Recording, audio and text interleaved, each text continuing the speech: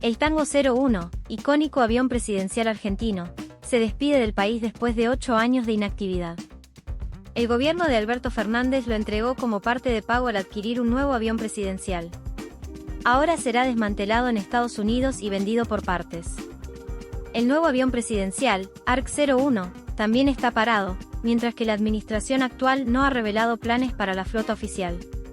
Además, se anunció la venta de 2 aviones de YPF, utilizados por la ex vicepresidenta Cristina Kirchner, con una estimada recaudación de entre 15 y 19 millones de dólares.